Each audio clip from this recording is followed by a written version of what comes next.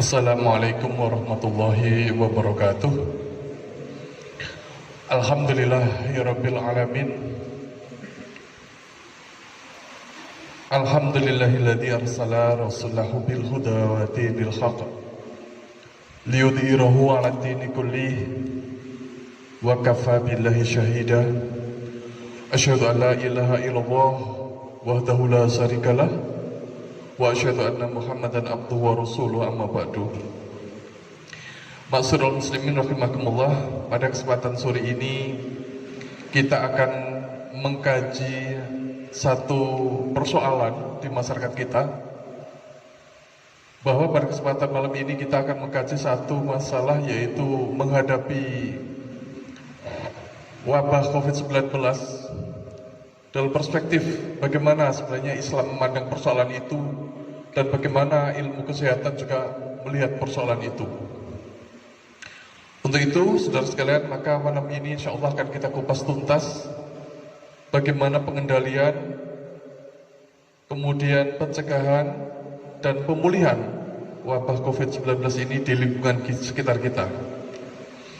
Untuk itu, masyarakat muslimin hadir di ruangan kita saat ini, yaitu rekan saya, yaitu saudara Andi Nur Taqwa, yang akan membahas persoalan ini. Andi Nur Taqwa, Master Kesehatan, alumni Master Kesehatan Masyarakat UNER Surabaya. Selain sebagai profesinya sebagai tenaga kesehatan, beliau juga aktif sebagai Ketua Biro Pembina Kesehatan di Dakwah Islam Indonesia dan juga Ketua Majelis Keumatan, Majelis Kesehatan Umat di PCM Muhammadiyah, Mas ya. Ya. Selain itu juga beliau juga sebagai tim sebagai tim kesehatan Lazis 4 Mei. Masyaallah muslimin rahimakumullah, langsung saja kita akan dengarkan bagaimana Mas Andi Nur Taqwa mengulas persoalan ini, dan nanti akan kita buka sesi tanya jawab. Untuk itu silahkan dipersiapkan pertanyaannya. Bagi yang sudah punya pertanyaan, yang belum nanti sambil jalan akan ketemu apa yang persoalannya kemudian perlu dipertanyakan. Langsung saja saya persilahkan Mas Andi Nur Taqwa untuk menyampaikan ulasannya mengenai tema kita malam ini. Bismillahirrahmanirrahim. Assalamualaikum warahmatullahi wabarakatuh. Innal hamdalillah nahmaduhu wa nasta'inuhu wa nastaghfiruh wa na'udzu billahi min syururi anfusina wa min sayyiati a'malina. May yahdihillahu fala mudilla lahu wa may yudlil fala hadiya lahu. Asyhadu an la ilaha illallah wa asyhadu anna Muhammadan 'abduhu wa rasuluh. Ya ayyuhalladzina amanu taqullaha haqqa tuqatih wa la tamutunna illa wa antum muslimun. Ya ayyuhan nasu taqu rabbakum alladzi khalaqakum min nafsin wahidah wa khalaqa minha zawjaha wa batha minhuma rijalan katsiran wa nisaa'a. Wattaqullaha alladzi tasaaluna bihi wal arham innallaha kana 'alaykum raqiba. Ya ayyuhalladzina amanu taqullaha wa qulu qawlan sadida yuslih lakum a'malakum wa yaghfir lakum dhunubakum. Wa man yuti'illaha wa rasulahu faqad faza fawzan 'azima. Fa inna asdaqal hadithi kitaballahi khairal hadi Muhammad sallallahu alaihi wasallam. Syarrul umuri muhdatsatuha wa kullu muhdatsatin bid'ah wa kullu bid'atin dhalalah wa kullu dhalalatin finnar. Allahumma shalli ala Muhammad wa ala ali Muhammad kama shallaita ala Ibrahim wa ala ali Ibrahim wa barik ala Muhammad wa ala ali Muhammad kama barakta ala Ibrahim wa ala ali Ibrahim innaka Hamidum Majid. A'udzu billahi minasy syaithanir rajim. Rabbana ma khalaqta hadza batila subhanaka faqina azabannar. Pertama, marilah kita panjatkan puji syukur kehadirat Allah Subhanahu wa taala yang telah melimpahkan kepada kita banyak nikmat berupa keimanan, kesehatan dan kesempatan kepada kita pada sore hari ini. Salawat senantiasa tersanjung kepada baginda Muhammad sallallahu alaihi wasallam. Jamaah rahimakumullah. Allah menciptakan segala sesuatu tentu ada maksud dan tujuan. Dan tidak ada yang sia-sia di muka bumi ini. Rabbana ma khalaqta hadza batila subhanaka wa qina azabannar. Termasuk bagaimana Allah menciptakan makhluk hidup sekecil virus, bakteri, ataupun makhluk-makhluk yang lain. Pasti ada hikmah yang kemudian kita dapat mengambil pelajaran daripada penciptaan sesuatu yang Allah ciptakan. Jamaah rahimakumullah. Mohon maaf saya menyampaikan materi terlalu kecil ternyata. Tapi intinya saya akan mengupas sedikit hal yang kemudian monggo dilanjutkan terkait interaktif kita berkaitan bagaimana kemudian kita mencegah virus corona, termasuk mengendalikan dan mengatasi virus ini agar tidak memberikan dampak yang sebetulnya sudah memberikan dampak, tapi tidak memperparah kondisi kita, terutama secara psikologis, secara sosial dan ekonomi pasti sudah memberikan dampak. Tapi secara psikologis kita tidak boleh mendapatkan dampak yang terlalu negatif, sehingga dengan dampak tersebut kita menjadi sulit bangkit dari cobaan Allah Subhanahu wa taala. Saya banyak ditanya, apa sebetulnya penyakit COVID-19 ini? Apa yang saya sampaikan Ibu Bapak sekalian mungkin bisa dipotong, ditanyakan, atau bisa didiskusikan. Penyakit ini bisa menyerang hewan, kemudian menyerang manusia. Dan jarang ditemukan atau tidak pernah ditemukan menyerang hewan peliharaan kita dan kemudian menularkan kepada kita. Belum ditemukan satu kasus pun. Yang terjadi adalah penularan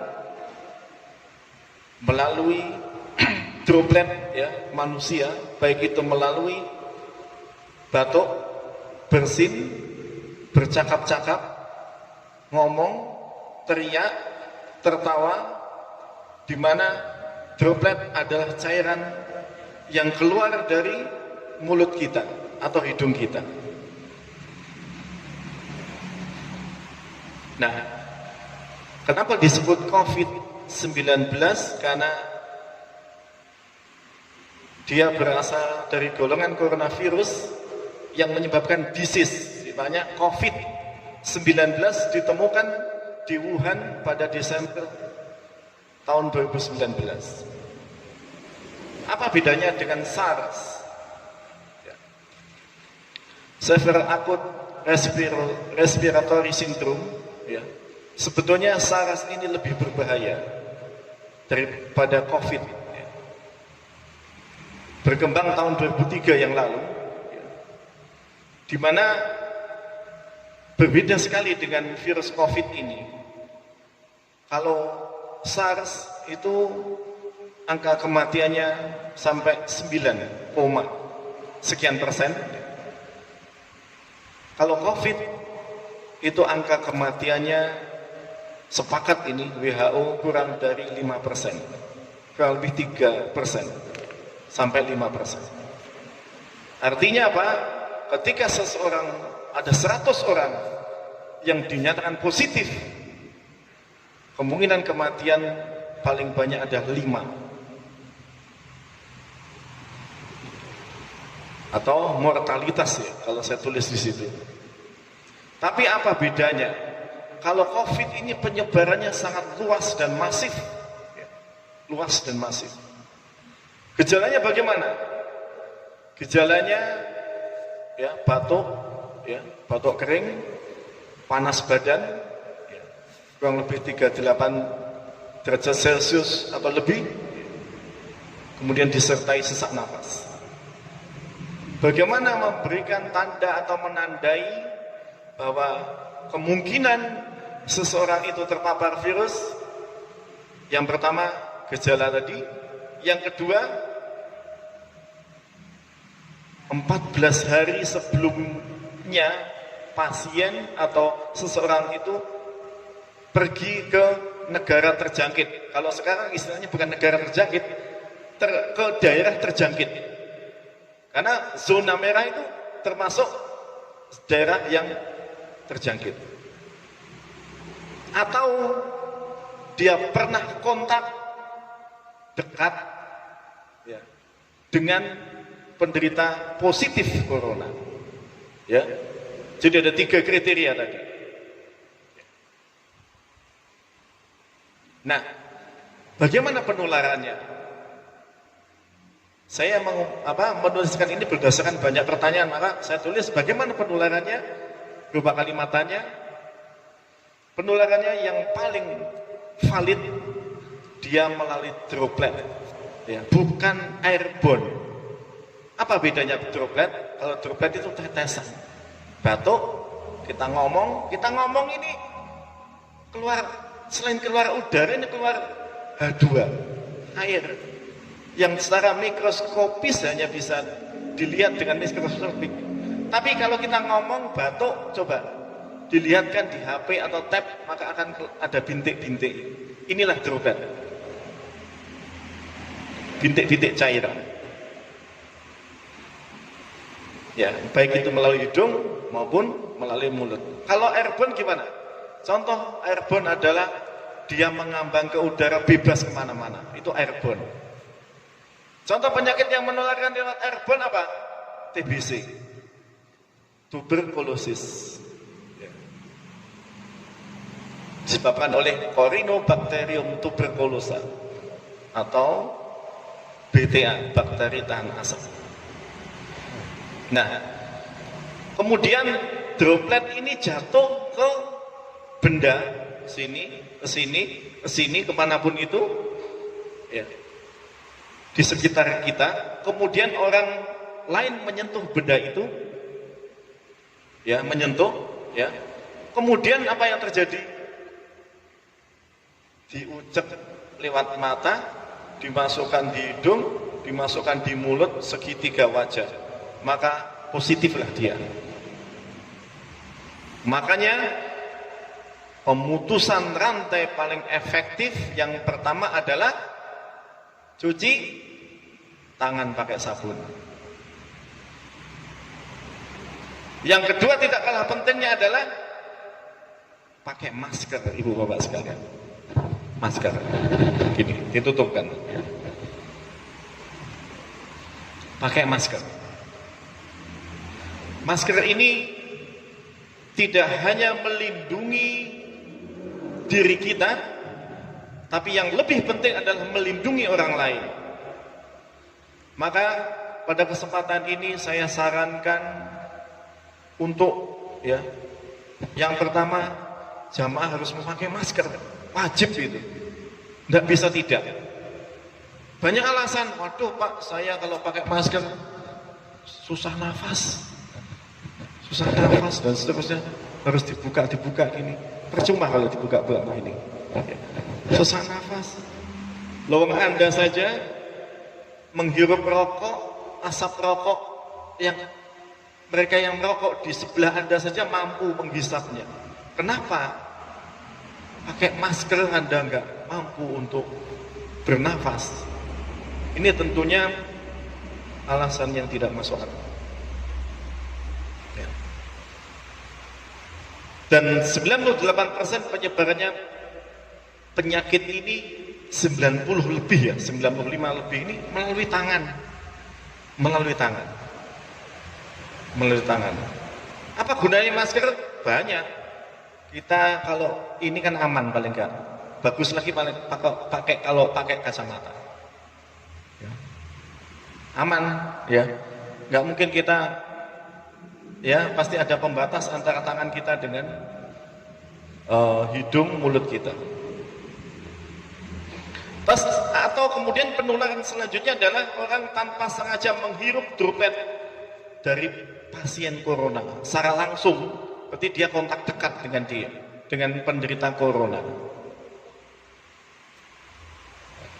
Pertanyaannya, bagaimana dengan perokok? Kemudian mereka yang tanpa menggunakan masker,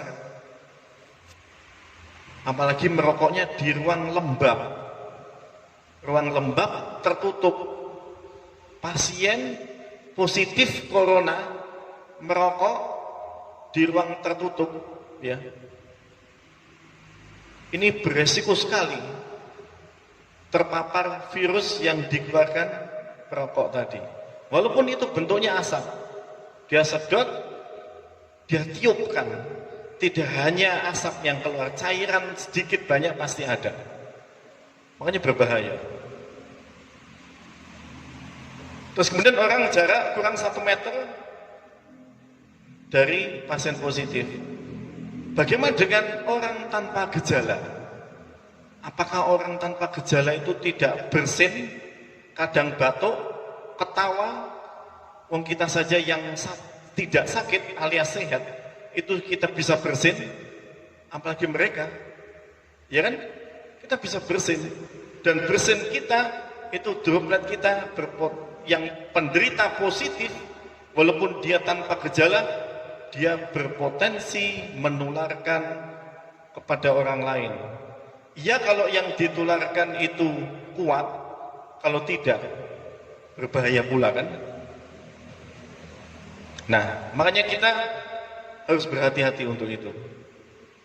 Masker menjadi wajib untuk saat ini, apalagi ke masjid. Maaf, sebetulnya kita ini sebagian, mungkin di dalam hati nurani kita akan bicara, ini kita sebetulnya agak menentang kebijakan pemerintah. Kita sholat jamaah berdempet-dempetan dan seterusnya. Tapi ada alasan yang vital dan krusial. Kalau kita tidak sholat jamaah, hati ini nggak tenang, ibu bapak sekalian. Betul nggak?